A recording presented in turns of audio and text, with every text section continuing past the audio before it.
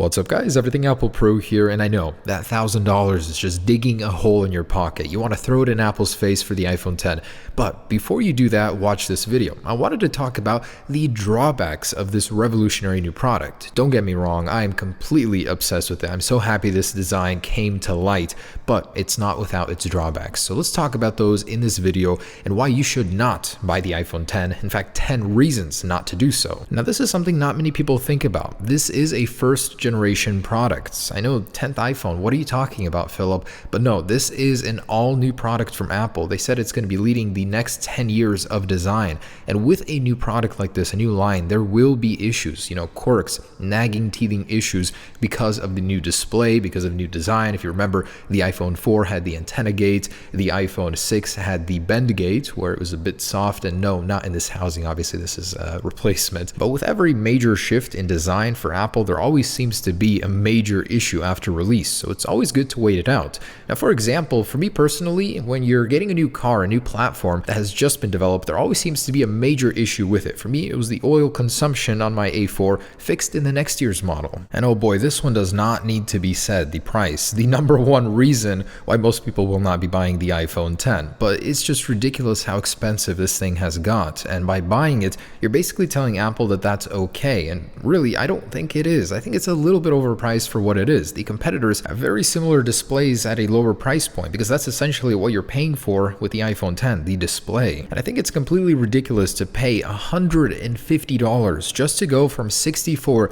to 256 gigabytes in a phone. I know there is a NAND flash storage shortage that was created by the iPhone X, but wow, that is just ridiculous. And say you get the entry-level iPhone X with 64 gigabytes. For a phone so capable, so full of so much fun stuff you want to do with that camera, how is it going to last? I think that's just not enough storage for the base model. And I know Apple has the new video and photo codecs to take up less storage on your device. There's iCloud storage if you really need it, but still think about it. You download some games, some apps, record a little video, take some pictures. Before you know it, that 64 gigs is going to run out eventually. So I think it's not enough storage for an entry-level model. And one that will resonate with probably a lot of you, the cutout bar. I mean, the sensor bar on the iPhone X just takes away from the even design from that really beautiful display.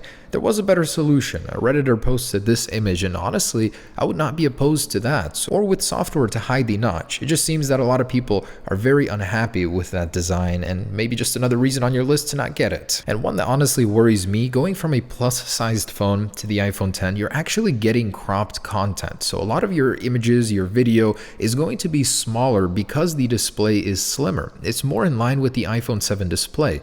Yes, it's taller, but your content will still appear a little different.